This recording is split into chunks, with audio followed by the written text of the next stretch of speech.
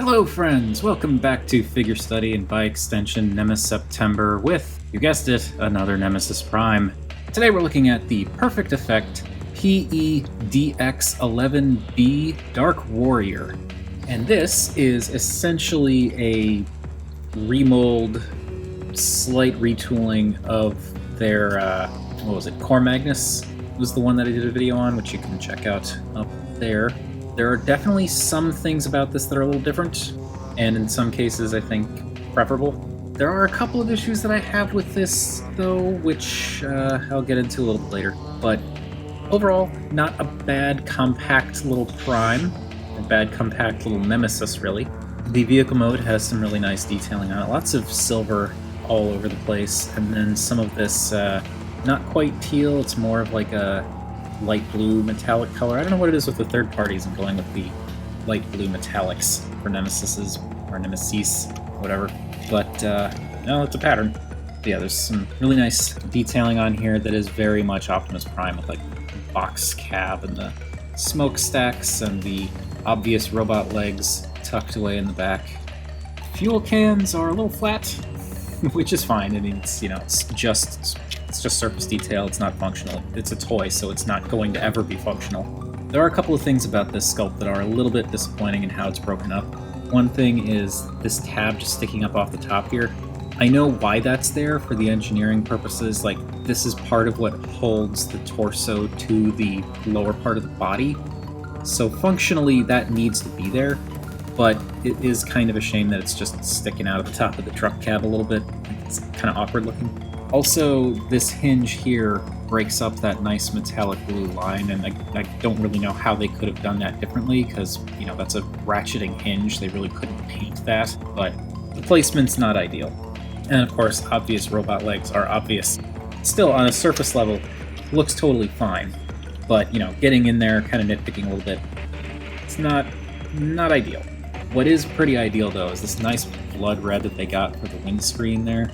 No paint for the lights on top of the cab, unfortunately, but yeah, that blood red is really nice. The overall color scheme of this guy is really nice. I also like that the side mirrors are just this gray plastic, kind of the same as that joint there, and these don't actually do anything in robot mode, like they don't tab in anywhere or anything like that. These are just a detail, and I appreciate the fact that they bothered to separate it out color-wise, and gray does kind of work for like a side mirror thing. You've got some folded up robot in the bottom, and that's really about all I can say about this thing. So, let us do some size comparisons real quick. Here he is with just this. Here he is with the usual deluxes, and he's relatively tiny in the grand scheme of things. I mean, he's not small, he's not like Legend scale or anything like that, but that truck mode, compared to a deluxe, pretty small. And he's also pretty small next to the duck tank. Okay, transformation time, and this is where some of my bigger issues with this figure come into play.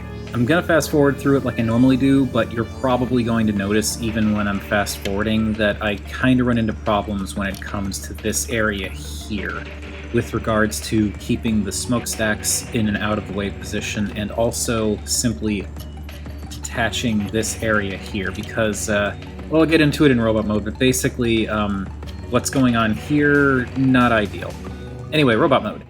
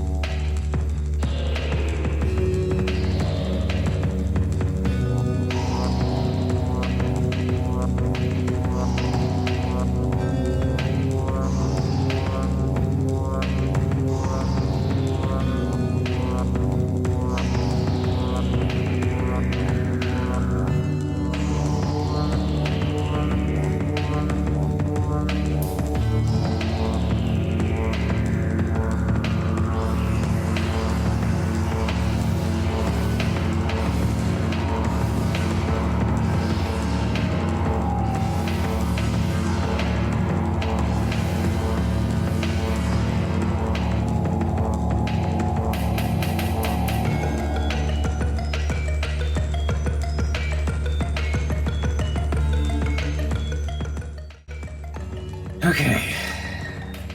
So, let's talk about those shoulders. I don't know if it's just because of the redesign or the retooling, or if something went on at the factory, but those shoulders are, I don't want to say bad, because technically they're not bad, but they are the biggest pain in the butt that I've had to deal with on any figure that I've gotten in the last year. Well, since at least January. You know what I mean. Those shoulders are ridiculous. The ratchets are way too tight, but they're only excessively tight going in one direction, which is from truck to robot. And when you're going from truck to robot, that's when you're going kind of like down and kind of pulling against this. And when you're pulling against this, it's super easy to yank this out of the joint. Like when it's turned this way, you can see right there, it's so easy to pop that out of place. And I don't understand why they decided to engineer it that way. Admittedly, yes, as you can see, when it's much harder to yank off when this is transformed, and I'm probably gonna need to just do that in the future, but like, Perfect Effect is not, they're not amateurs. They know what they're doing when it comes to toy stuff, so I don't understand why it was engineered like that, where it's so easy to pop the arm off. And in terms of the ratcheting, check this out. Okay, you can go up, and that's fine. If I want to go down,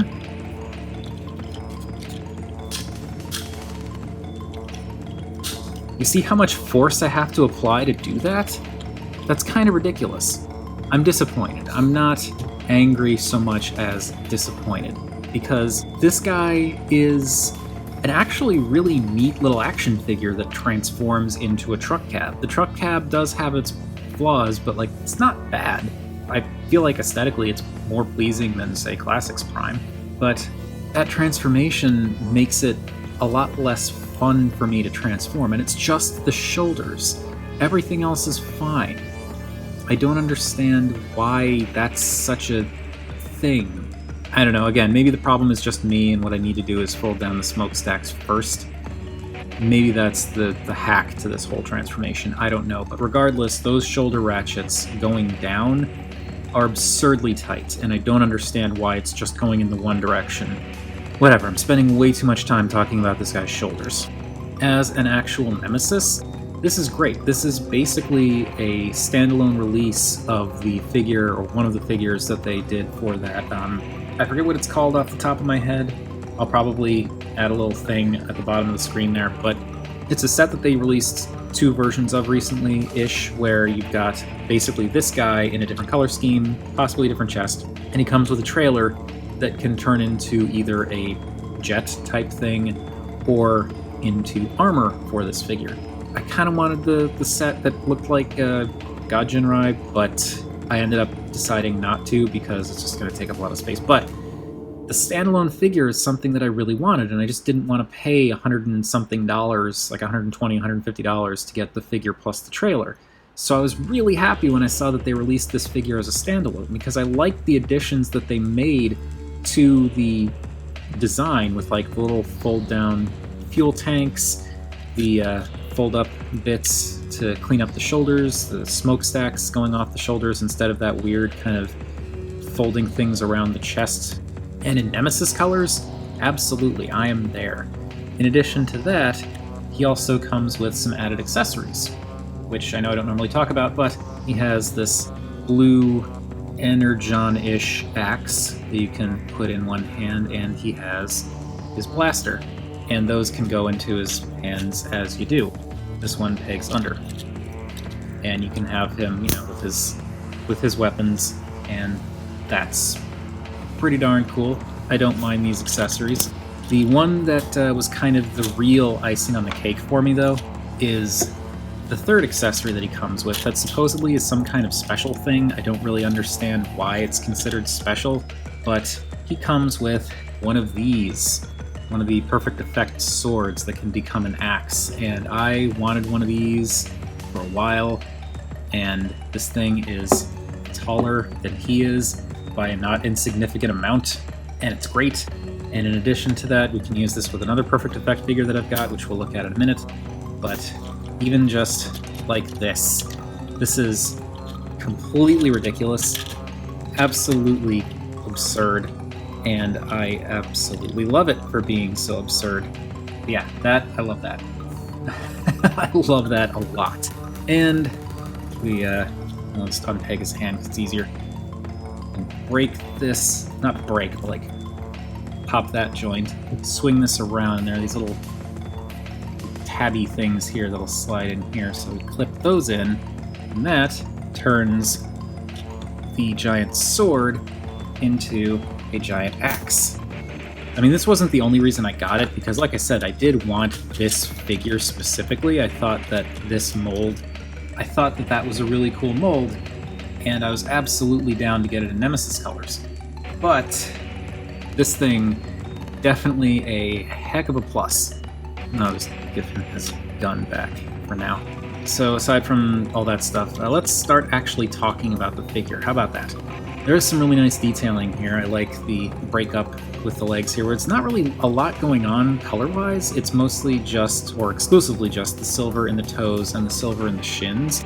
But that breaks up the black just enough, and you get some of the stuff on the side with like the wheels and a little bit of that fuel tank sticking out. And I love how the way that this transforms, you got this panel that flips up and pegs into the back of the hip that solidifies it in truck mode when this accordion's up, but when it accordions down, it flips down and fills in the gap.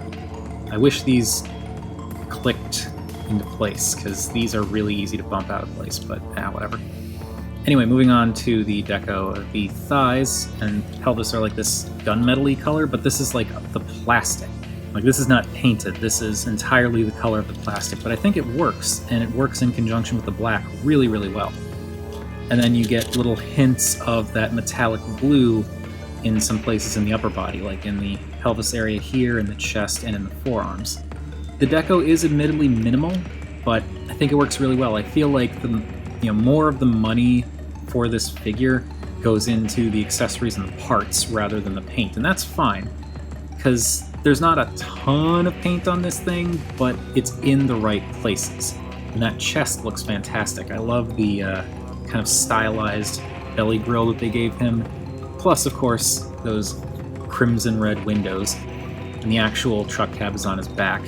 And the smokestacks on the shoulders are also nice. I kind of appreciate how they stick out a little bit, and I also like how they fold around, so they're much longer in the truck mode, but then in the robot mode they fold up and end up pulling this little visual trick that makes them look a lot shorter. And I also appreciate how clean this is. Yeah, the truck cab is on his back, but just that little trick of having it fold up and compact a little bit more and kind of lock the torso in place for good in this mode, like that connection that's part of what allows this to swivel around for the transformation, that's not going anywhere until this moves. So I appreciate how solid all that is, and the fact that it compacts so it's not as obvious that the truck cab is on his back and this is a fake. It's more like he's got some kind of windowed backpack almost. And the head it's good. It's a decent Nemesis Prime. I mean, it's an Optimus Prime, but it's a Nemesis Prime. It's, black pretty much all the way around.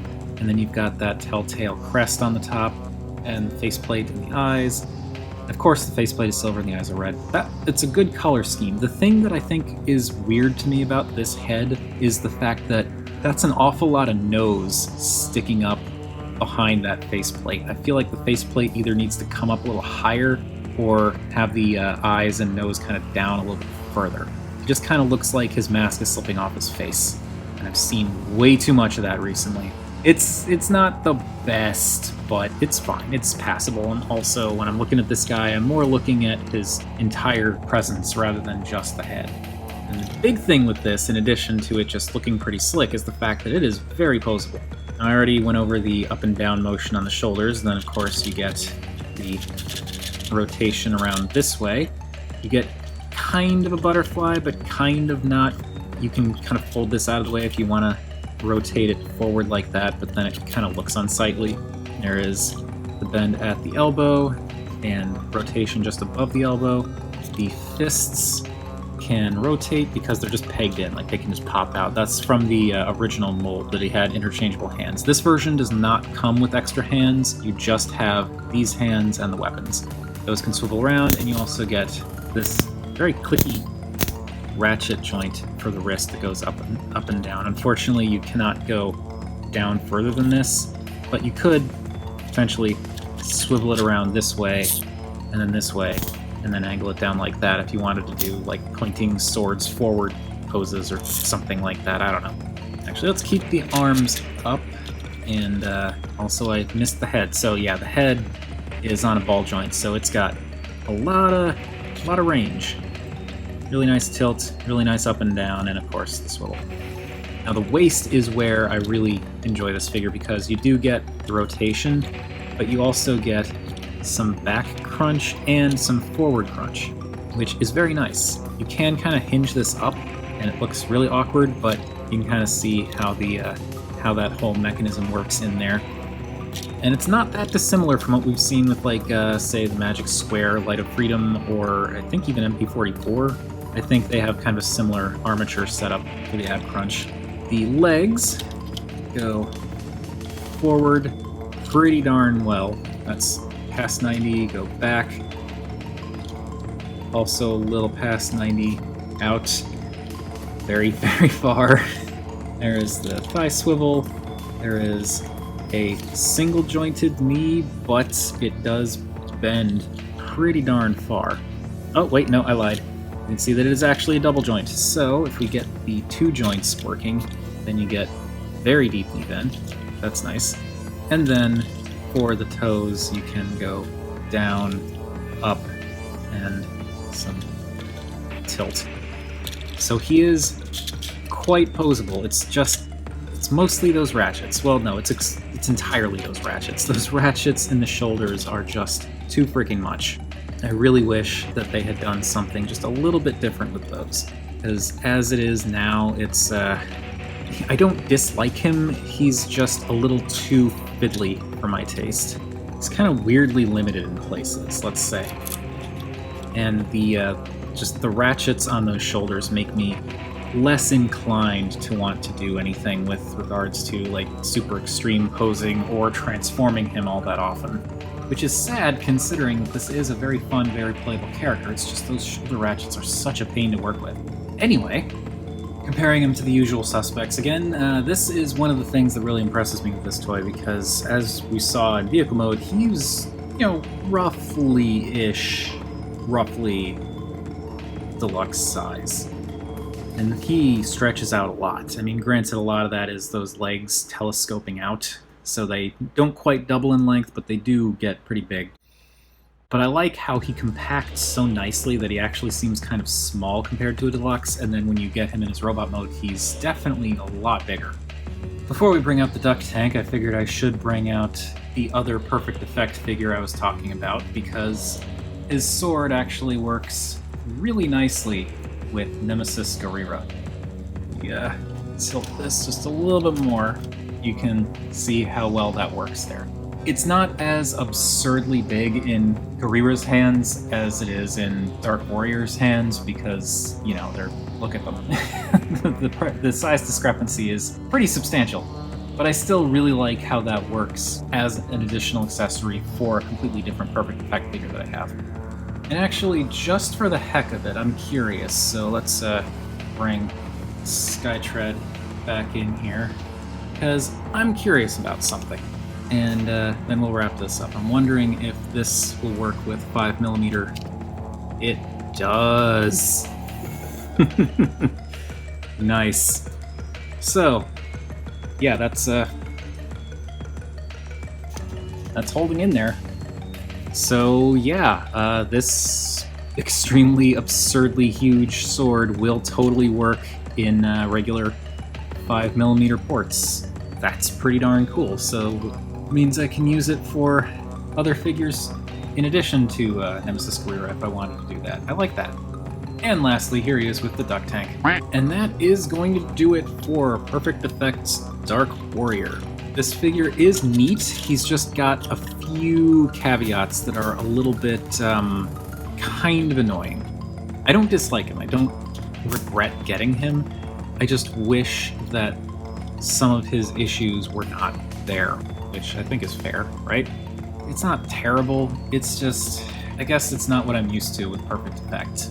I'm not used to having parts pop off so easily when I'm trying to transform them, and I'm not used to having so much resistance with just one very specific joint. Well, technically two, but you know what I mean. Not perfect, no pun intended, but really good for what it is, I think. Just, you gotta kind of learn the ins and outs. But anyway, that is going to do it for the Perfect Effect PE-DX11B Dark Warrior. What do you all think of this guy and or his accessories? And what figure would you like to see this giant sword in the midst of? Because I totally never thought to even try this on 5mm ports until doing this video, so now I'm kind of thinking like, I wonder what Siege or Earthrise figures I could potentially give this to. Whatever your thoughts, feel free to chime in down below. I always enjoy hearing from you all. As always, art is more than meets the eye, and next time we're going to stay in the third-party realm, but we're going to get away from Perfect Effect and move on to a different company that I tend to like a lot of their stuff from. And it's going to be just a little bit more involved than what we've been looking at lately.